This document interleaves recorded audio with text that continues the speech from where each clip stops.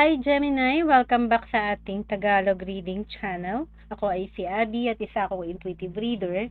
So, gagawin natin na yung monthly Tagalog Reading Current Energy Check-in. And as you know, nagkasakit kasi ako kaya dapat na-deliver ko to last week. But it doesn't matter, current energy check-in naman to. For the month of June, ginawa natin tong reading na to ngayon sa kasalukuyan at 10 p.m. Nag-shift na yung time from 9:59 to 10 p.m. ngayong June 29, 2024. And remember na maaaring mag-resonate to on to the next 3 to 6 months. Okay? And since this is collective reading, Gemini, so maaaring mag-resonate to sa certain collective energy. At kung hindi kayo mag-resonate dito, I will tap into your energy next time. Okay? So, sa mga new viewers natin, welcome po sa ating Tagalog Reading Channel, sa mga current subscribers. Maraming salamat po sa pakikinig ng inyong monthly Tagalog readings, okay? So, Gemini, i-shuffle ko lang ulit yung mga cards in front of the camera and I'll see you guys in few seconds, okay?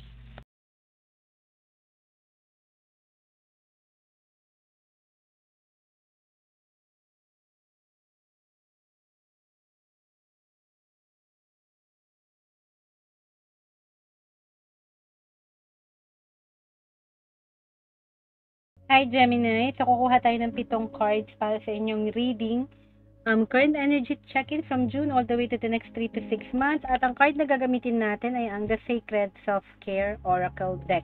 Okay, so, ang timestamp ay 10:02 p.m. at June 29, 2024. Ikat lang natin ng 3 beses.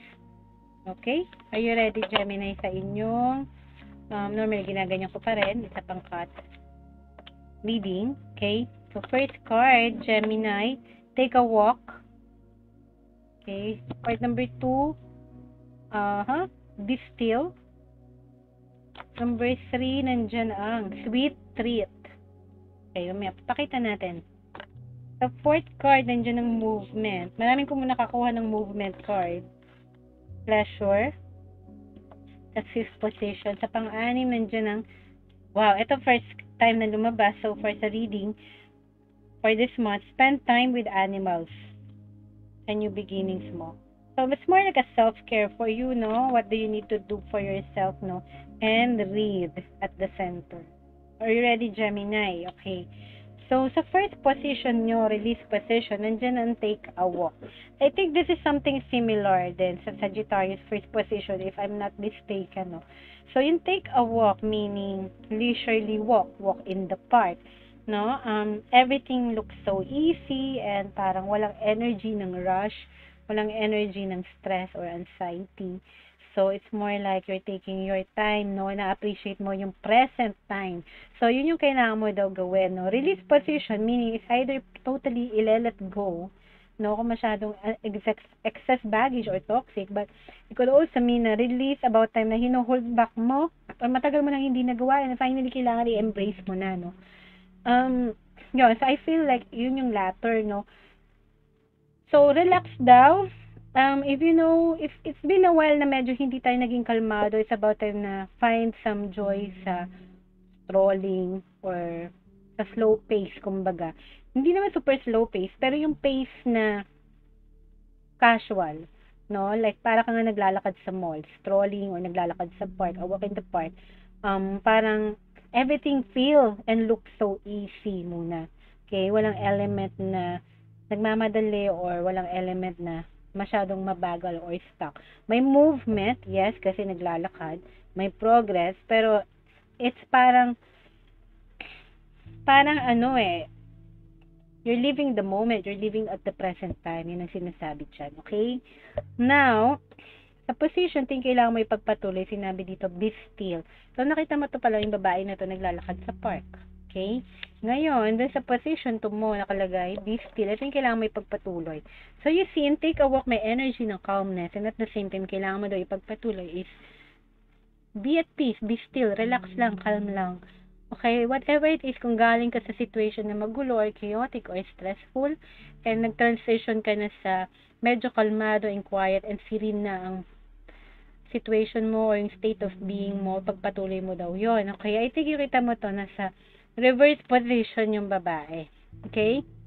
Sa tarot deck kasi, may major arcana na the Hangman. So, yun yung sinasabi dito, may work na nangyayari at the background, no? Gemini, no? Pero, it's something na kailangang matapos bago magkaroon ng major movement. Kasi may walk naman, so may progress. Pero kung major na galaw or changes, it will happen pag natapos yung state na yan. Okay? Kasi yun yung, like I said sa tarot card, is the Hangman. So, kailangan yun eh. Yung stillness na yan. Yung point or period of calmness, no? After a storm or before a storm or before a new beginning. Okay? Now, sa manifestation mo, sweet treats. So, may chocolates, delights, fruits, no? Anything that is sweet. Sa manifestation mo, maaari na anything that's sugary, no? So, iniisip ko kasi dito, in esoteric meaning, no? Pag nagma-manifest tayo, manifest all the things na sweet, endearing. Paano bang quality ng chocolate, ng sweet treats? Diba? It gives us parang pleasure, ng joy, no? Ng satisfying feeling, no? So, sa manifestation mo, see it as something na you are delighted. Parang chocolate. Pag kumakain ka ng favorite mong sweets, doesn't have to be chocolate, donut, cupcake, yung mga biscuits like local, diba? Yung quadratini, no? It gives you pleasure, diba? Sa taste mo, the sense of smell mo, baking, you know, these things. So, pag nag-manifest ka, dapat nandun ka sa state na gustong-gusto mo na matikman yung manifestation na yan, okay? So, dapat maganda yung feeling mo. You see, yung mga manifestation mo as parang the way kang kumakain ng mga paborito mong matatamis na pagkain, prutas, or delicacy. Okay? Ganon yung appreciation mo sa manifestation mo. Samahan mo ng feelings, samahan mo ng sensation. Alright? So, sana nagre-resonate kayo so far. Kasi sabi kasi ni Neville Goddard, sa law of assumption is feeling is the secret. Damahin mo. Live at the moment. Live at the stage doon sa end ng fulfillment. Live at the state ng wish fulfilled. Ganun. So, pag kumain tayo ng sweet treats, like ako, I think if my favorite is cake, no? Pistachio, for example, or mango cake. Diba? Ang sarap-sarap niya. So, ganong feeling dapat yung ilalagay mo sa mga manifestations mo. You are delighted, ecstatic ka. Alright? Now, at fourth position, nandiyan ang movement. Ito yung external energy. So, makakaramdam ka ng galaw. Okay? For whatever it is na feeling mo may stuck in the rut or parang walang movement, no? Matagal na nakahiatus, no? May external energies, maramdaman mo na may galaw, may tutulong sa'yo na mag-move forward ka sa mga certain situations. Pero, I felt like, hindi ikaw magti-trigger nito. Talagang external to, no? Or may influence, no? Sa paligid mo, na tutulong para magkaroon ng some sort of parang progress or galaw or movement, no? Change to from one state to another. Okay? So, expect that sa external energies. Ngayon, sa mga kailangan may bigay sa sarili mo pleasure. Okay, no? Yung magbe-benefit ka. So, it could be sensual or sexual pleasure. Okay? Kasi nakita mo, navel to ng babae. May flowers dyan, may different color ng heart chakra, may different hearts. Okay?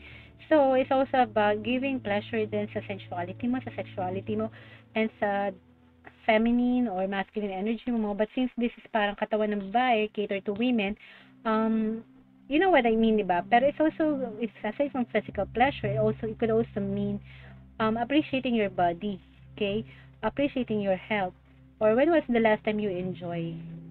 No, soak yourself in a good bath, warm bath, salt bath, no, bath bomb. Just an example, go to a spa. Okay, mga physical pleasures like when was the last time umamoy tayo ng aroma ng essential oils and stuff. Yeah? So, I hope na so far it's making sense, okay? Sa fifth position mo, give yourself some physical pleasure. Okay? Choose whatever resonates. Now, sa new beginning mo, sabi dito, spend time with animals. Are you an animal lover? Or medyo namimiss mo yung pet mo lately, no?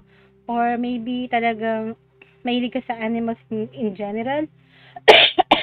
So, sa mga new beginnings mo, it could be maybe mag-start up ka ng isang zoo, mag-start up ka ng isang sanctuary for animals or rescue operation for animals kasi maybe you like animals, no? Marami ka ring dog sa bahay or cat lover ka. Choose whatever resonates, pero may, sa mga new beginnings mo, it feels like parang could also be may animal spirit ka. China-channel mo yung mga animal spirit mo, or you could be working related to animals. Pwede kang vet or uh, um, assistant ng vet. Know these things and or nag-work ka sa sanctuary or the zoo. Yung new beginnings mo, may kinalaman sa energy ng mga animals. For some reason, may feeling ko may spiritual meaning to kasi lahat ng mga animals may spiritual meaning and they're highly intuitive, no? So baka matitrigger yung mga intuition mo and yung mga you know, yung mga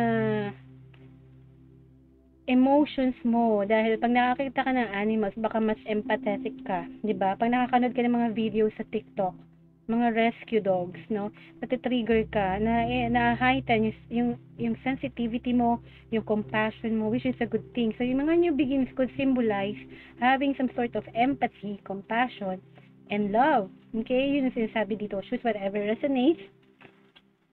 And at the center, Gemini, meron kang read. So, makikita mo itong babae na to nagbabasa, no?